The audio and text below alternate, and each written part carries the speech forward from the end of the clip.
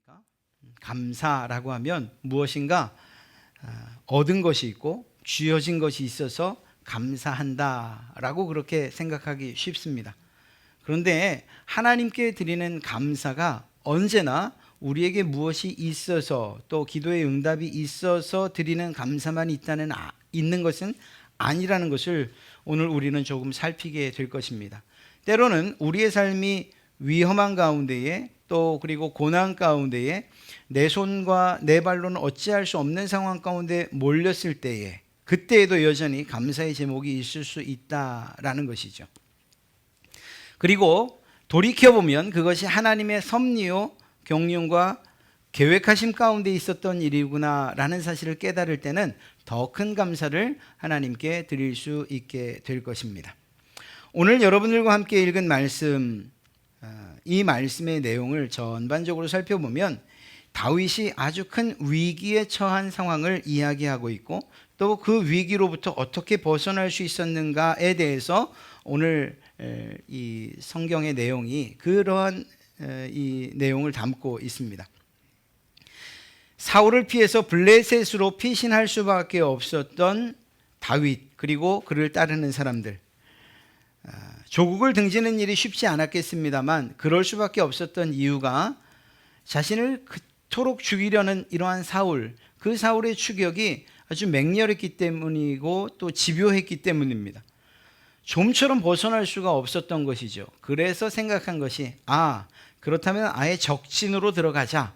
그러면 적어도 그곳은 따라오지 못하지 않겠느냐. 그래서 블레셋 그곳으로 들어갔고 블레셋 왕 아기스에게 자신과 자신이 함께했던 사람들 망명 신청을 하게 된 것입니다. 그리고 그것이 받아들여졌고 단기적이긴 하지만 이러한 다윗의 생각은 맞아떨어졌어요. 그래서 사울이 더 이상 쫓아오지 않습니다.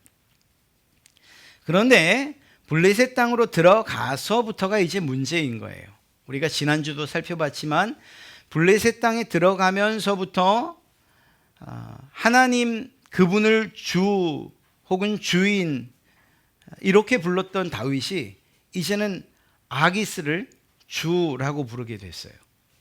하나님께서 그를 보호하시고 지켜주셨었는데 이제는 아기스가 자신을 지켜줄 것이라고 그렇게 기대할 수밖에 없었어요. 땅도 하사받았고 그곳에서 나름 편안하게 지내게 됩니다.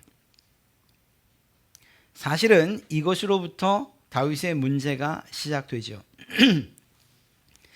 결론을 이야기하라면 다윗은 하나님을 전적으로 의지했어야만 합니다. 그렇게 수없이 많은 위험한 상황 가운데서 건져주시고 또 많은 사람들을 붙여주신 것을 생각한다면 다윗은 하나님을 의지하는 것 외에 다른 선택의 여지가 없었죠. 안타깝게도 다윗이 선택했던 블레셋으로의 망명은 그 값을 톡톡히 치르게 됩니다. 첩첩산중, 진퇴양난 이런 말들이 다윗에게 가장 적당한 표현일 것 같습니다. 왜냐? 그곳에 그저 땅을 얻고 평안히 거하는 것이었으면 아무런 문제가 없었을 텐데 블레셋 왕이 요구를 한 거예요. 그 요구가 참으로 대답하기 힘든 그러한 내용이었죠. 다른 것이 아니라 블레셋이 이스라엘과 전쟁을 하게 되는데 그 전쟁에 참여하라는 것입니다. 우리가 읽은 29장 말고 28장 1절을 보면 이렇게 기록되어 있습니다. 그때에 블레셋 사람들이 이스라엘과 싸우려고 군대를 모집한지라 아기스가 다윗에게 이르되 너는 밝히 알라 너와 네 사람들이 나와 함께 나가서 군대에 참가할 것이니라. 무슨 말입니까? 자신의 조국 이스라엘과 싸워야 하는 블레셋 편에서 싸워야 하는 이런 상황이 벌어지고 만 것입니다.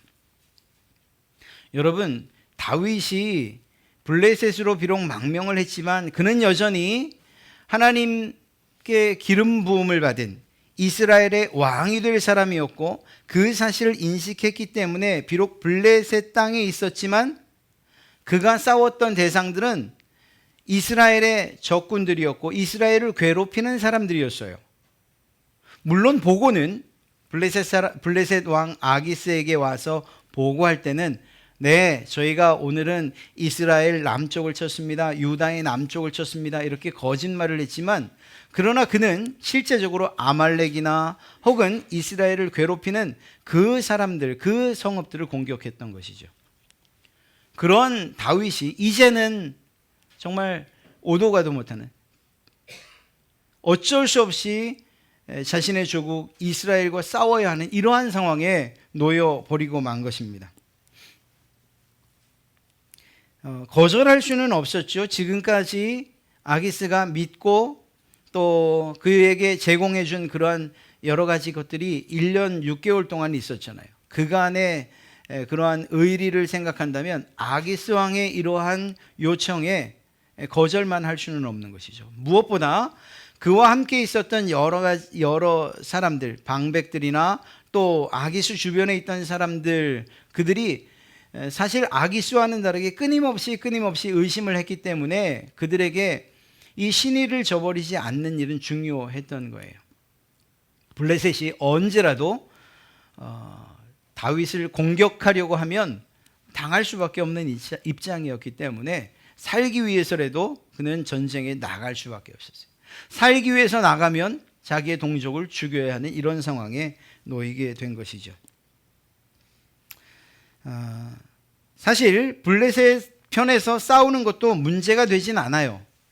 이스라엘 사울의 군대였고 또 그런 입장에서는 그간의 복수심 혹은 또 원망, 불평 이것만 생각한다면 싸울 수도 있을 거예요. 그런데 말씀드렸던 것처럼 다윗은 이미 왕으로 하나님께 기름 부음을 받은 사람이었잖아요. 이 사실은 왕이 된다는 것을 이야기하거든요.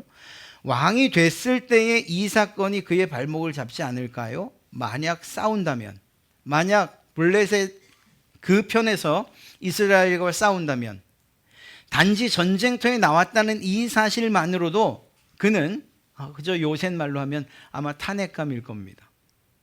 그렇지 않겠어요? 적군의 편에 서서 조국을 배반한 왕, 그가 어떻게 우리를 다스릴 수 있겠느냐, 이런 이야기는 당연히 나올 수밖에 없는 것입니다.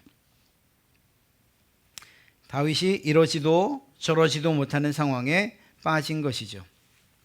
여러분, 우리는 이 다윗이 힘들어하는 이 모든 상황이 무엇으로부터 시작됐는지 잊어서는 안 돼요.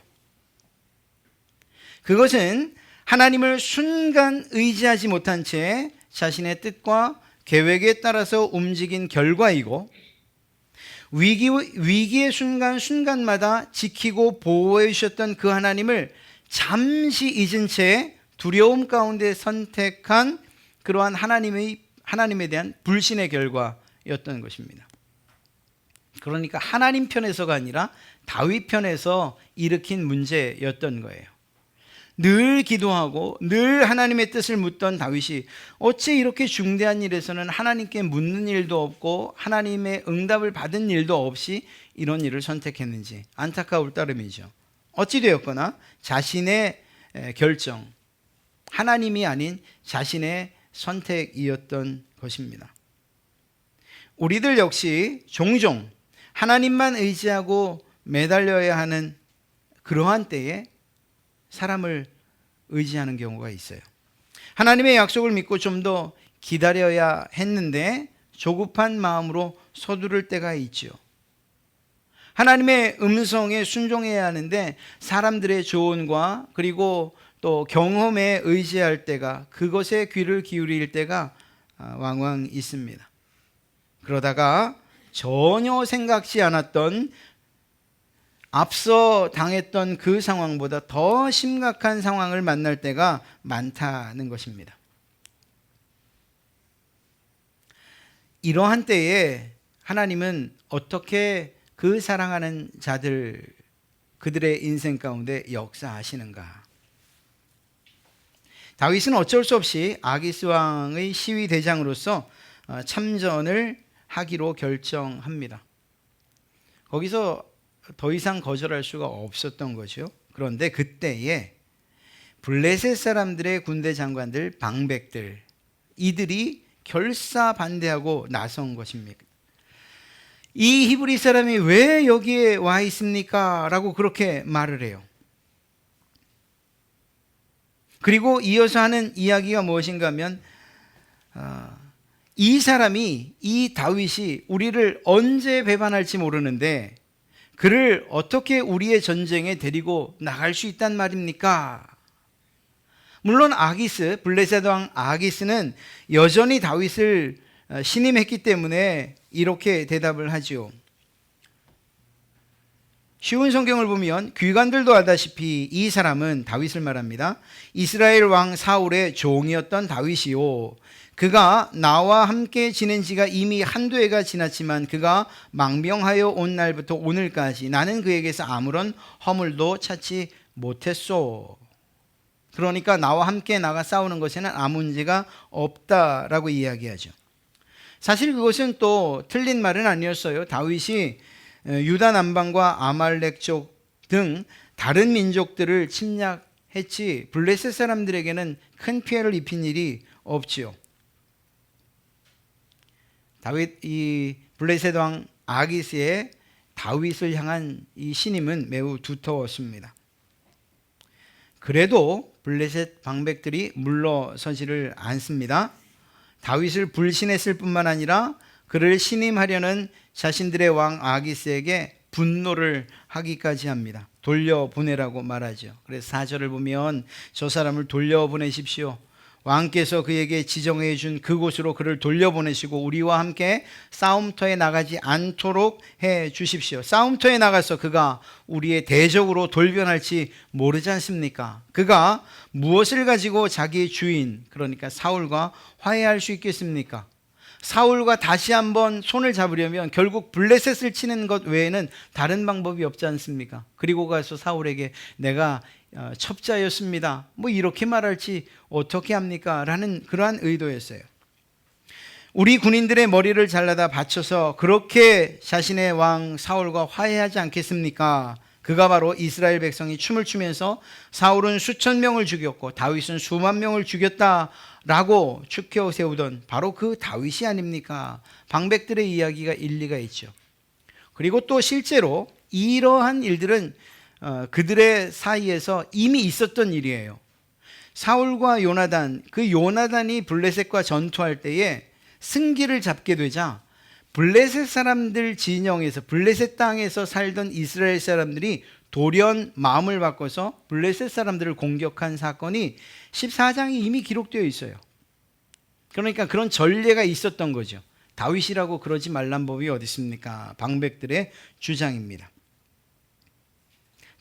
터무니없는 주장이 아니란 거예요. 전쟁의 승패를 가늠할 수 있는 일이 다윗에게 걸려 있다고 이야기할 수 있는 거죠. 그래서 결국 그 전쟁의 참전을 적극 말립니다. 그리고 거부합니다. 왕도 역시 그들의 뜻을 따를 수밖에 없었죠. 결국은 다윗은 전쟁하지 않고 시글락으로 자기의 그 고을로, 성읍으로 돌아가게 됩니다. 그런데 아기스 왕의 태도가 오늘 우리가 읽었던 내용이에요. 정말 몹시 아쉬워합니다. 야, 네가 나와 함께 나갔더라면 정말 잘 싸울 수 있었을 텐데. 아기스가 다윗을 불러서 그렇게 말하죠. 여호와께서 살아계심을 두고 맹세하노니 내가 정직하여 내게 온 날부터 오늘까지 내게 악이 있음을 보지 못하였으니 나와 함께 진중에 출입하는 것이 내 생각에는 좋으나 수령들이 너를 좋아하지 아니하니 그러므로 이제 너는 평안히 돌아가서 블레셋 사람들의 수령들에게 거슬러 보이게 하지 말라, 이렇게 말해요. 다윗은 아마 속으로는 쾌재를 불렀을 것입니다. 아, 하나님이 이렇게 도우시는구나, 이렇게 말이죠. 하지만 참 기지가 있어서인지 지금까지의 관계 그리고 자기의 신임을 더 이렇게 내세우기 위해서였는지 오히려 아기스 왕을 향해서 항의를 하죠. 내가 당신에게 이 정도밖에 되지 않습니까? 내가 당신에게 보여준 신의가 이 정도밖에 되지 않습니까? 내가 나가서 잘 싸울 수 있는데, 내가 당신 편에 서서 이스라엘과 내 원수 사울의 군대와 잘 싸울 수 있는데 왜 저를 데려가려 하지 않습니까? 아마 속으로는 계속해서 너무 잘 됐다. 내가 이렇게 도움을 받는구나. 하나님이 나를 도우시는구나. 이렇게 생각했을 터인데, 그럼에도 불구하고 그는 특유의 재치를 발휘해서 왕의 마음을 더욱 사는 그러한 기회를 얻게 되죠. 아기스 왕은 도리어 미안한 마음을 가지고서 그를 돌려보냅니다. 그래서 9절을 보면 내가 내 목전에 하나님의 전령같이 선한 것을 내가 안다. 다윗을 정말 극진하게 칭찬을 합니다. 전령, 천사를 이야기하지 않습니까? 그러니까 하나님의 천사처럼 그렇게 다윗을 인정하는 것을 보게 되죠. 하지만 방백들이 반대하기 때문에 어쩔 수 없고, 또 그 방백들이 돕지 않으면 내가 전쟁에서 어떻게 이길 수 있겠느냐라는 이 일로 결국 다윗을 돌려보냅니다. 그리고 시글락 땅으로 돌아가지요. 사랑하는 성도 여러분, 다윗은 블레셋과 이스라엘 사이에서의 전쟁 과연 어떻게 해야 될까 고민할 수밖에 없는 그런 상황이었어요. 그런 문제 가운데에서도 하나님의 도우심이 다윗에게 있어서 이 문제가 잘 해결되었다는 사실을 우리는 잘 알 수 있습니다. 비록 우리가 읽은 29장에 하나님께서 이렇게 하셨다, 하나님께서 아기스와 방백들의 마음을 이렇게 움직이셨다라고 기록되어 있지 않아요. 그러나 우리는 성경의 내용 가운데, 일어난 일들 가운데 하나님의 보이지 아니하는 손길이 역사에 있다는 것, 작용되었다는 사실을 우리는 잘 알 수 있습니다. 의심하는 블레셋 방백들의 그 주장, 그건 역시 하나님께서 다윗을 살리기 위하여서 그들의 입에 두셨던 이야기들과 그러한 의심들 아니었겠습니까? 그렇게 다윗은 그 모든 위기로부터 벗어나게 되죠. 사실 다윗과 같은 이러한 실수, 우리는 성경을 읽으면서 어떻게 다윗이 이럴 수가 있지? 아니, 왕이 되겠다는 사람이 자기의 조국을 이렇게 배신하고 헌신짝 버리듯 버릴 수가 있는가? 아무리 목숨이 궁해도 그렇지 이제 왕이 될 사람이 위신도 없이 체면도 없이 이럴 수 있는가? 라고 생각하지만 사실은 이런 일들이 우리의 삶 가운데, 우리의 인생 가운데 너무 비일비재하게 일어나는 일 아닙니까? 왜냐하면 우리가 하나님이 원하시는 만큼, 아니 다윗만큼 완전하다 이렇게 말할 수 없기 때문이에요. 우리가 다윗만큼 하나님과 교통 가운데 어떤 일들을 결정하고 선택하지 않기 때문이에요.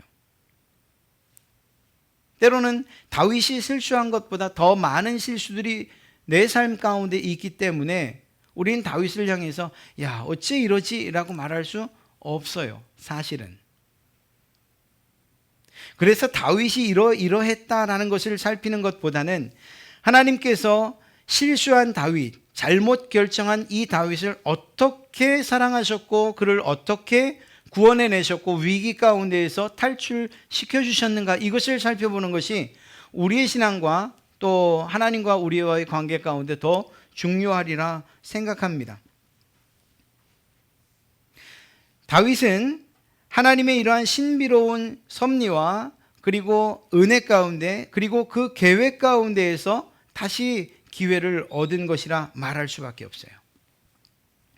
사실 다윗이 그러한 블레셋으로 도망갈 수밖에 없었던 것, 그것은 사람에 대한 두려움 때문이었죠. 사울이 자신을 죽이려 하는 이 일, 아니 나 한 사람, 나와 함께 한 400명, 600명을 죽이기 위해서 3,000명의 훈련받은 군사를 끌고 오는 그 사울이 무서울 수밖에 없었겠죠. 그리고 그 두려움이 극해질 때 결국 스스로 함정을 파게 된 것이에요. 이런 일들은 우리에게도 있다니까요. 우리에게 두려움이 없습니까? 아니에요. 때로는 재정적인 두려움이 있을 수 있고 사람들과의 관계에서 오는 두려움도 있을 수 있고 또 부모나 자식 때문에 오는 두려움도 우리에게 있을 수 있어요. 다윗보다 더 간단한 문제가 우리에겐 더 깊은 문제로 다가올 수 있다니까요. 그런 때에 그 두려움과 그것이 공포가 될 때에 우리가 잘못된 결정을 할 수 있다는 것을 우리는 스스로 인정해야 돼요. 아니야, 나는 그런 상황에서 결코 다윗처럼 하지 않을 거야. 정말 그러기를 원합니다. 저도 원합니다. 그러나 그렇게 장담할 수 없는 것, 그것이 우리의 본성이고 우리의 나약함 아니겠습니까? 결국 다윗이 판 것처럼 스스로 우리도 함정을 팔 수 있는 그런 상황이 벌어질 수 있다는 거예요. 마땅히 해야 할 일을 주저하게 되고 결국은 절망 가운데 주저앉게 될 것이라는 거죠. 우리가 바라봐야 될 그분은 오직 하나님이신데 그분을 바라보지 못하는 경우가 왕왕 있다는 거예요.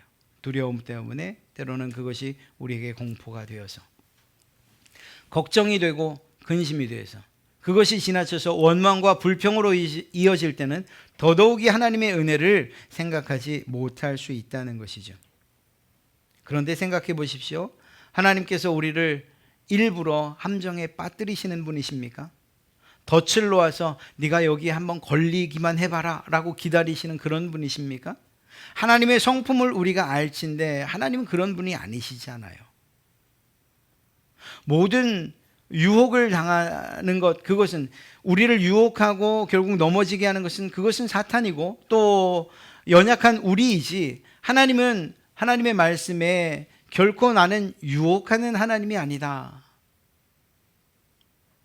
나는 유혹을 당하지도 아니하고 유혹하지도 않는다. 즉 나는 시험을 당하지도 않을 뿐만 아니라 시험하는 하나님도 아니라고 말할 때 그 시험, 바로 이러한 유혹을 이야기하는 것이요. 그런 하나님이 여러분 앞에 일부러 커다란 올물을 놓으시고 구덩이를 파서 거기 빠져라, 그리고 나를 찾아라, 그러면 내가 너를 구해주마 라고 말씀하시겠냐는 거예요. 그러진 않으시죠. 때로는 시험, 테스트라는 그러한 의미에서 우리를 연단시키는 과정은 있지만, 그러나 그 과정들을 통해서 우리는 우리의 죄가 없음에도 불구하고 하나님께서 우리를 연단시키시는 과정이라는 사실을 우리는 충분히 알 수가 있어요. 그리고 그 연단과 그 시험에 이겨낼 것입니다. 오늘 다윗은 자신의 그러한 불안과 두려움, 이것으로 인해서 유혹에 넘어간 것이고, 그리고 그 유혹은 하나님께서 주신 것이 아니라는 것입니다. 그럼에도 불구하고 하나님께서 그에게 구원의 손길을 뻗으신다는 것, 내미신다는 이 사실, 이것이 우리에게 얼마나 감사한 일인지 알 수가 없어요.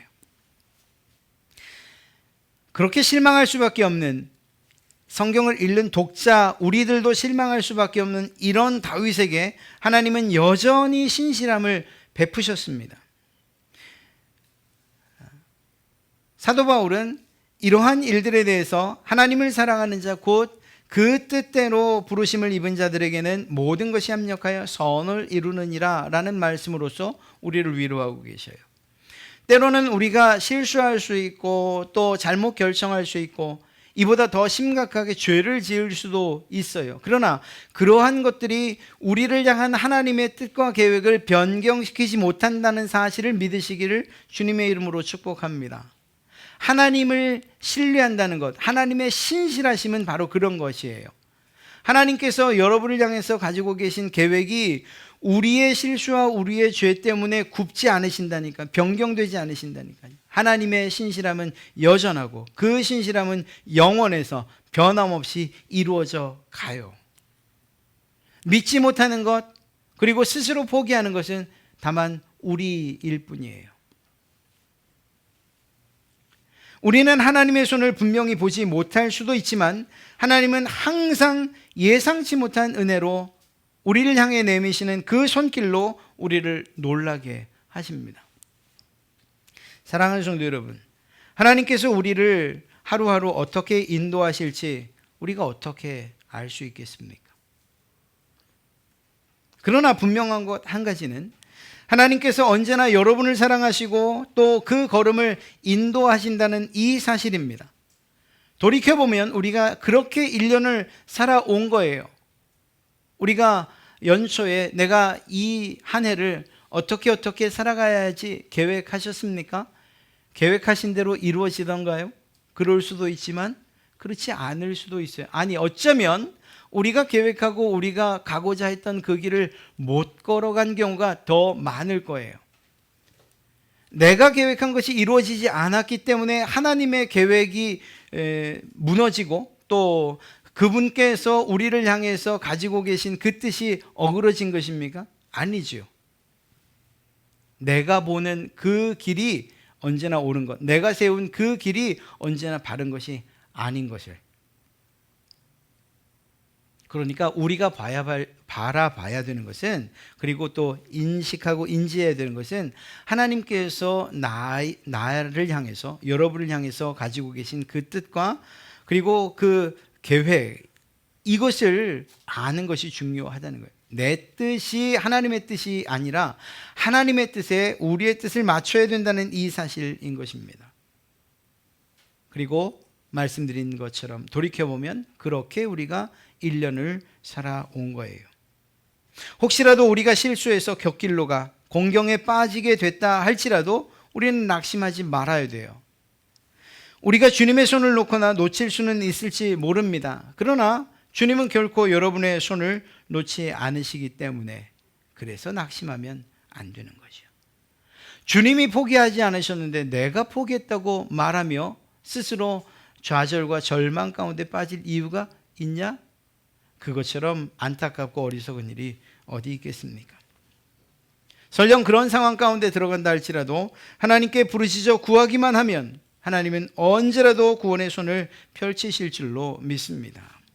우리의 평안은 오직 예수 그리스도께서 주실 때 비로소 가능하지요. 오직 그 선하신 하나님, 능력 많으신 하나님, 변치 않는 그러한 믿음을 우리에게 나타내 보이시는 그 하나님을 의지하시고 신뢰하심으로 평강의 삶을 사시는 그러한 여러분 되시기를 바랍니다. 우리의 삶의 길들 우리가 결정하는 것 아니고 하나님의 손에 달려 있다면, 비록 우리가 잠시 실수했어도 잠시 실패했어도 그것으로 인해서 하나님을 떠나거나 그분께 등 돌리는 것이 아니라 오히려 그런 가운데서도 우리를 향해서 끊임없이 그분의 도움의 손길을 펼치고 계신 그 하나님을 바라보시고, 그리고 그분의 손을 잡는 것을 통해서 그 위기로부터 또 그 절망으로부터 벗어나시는, 그리하여 새롭게 하나님 앞에 결단하고 다짐하시고 하나님의 기뻐하시는 삶을 살아가시는 그러한 여러분 되시기를 주님의 이름으로 축복합니다.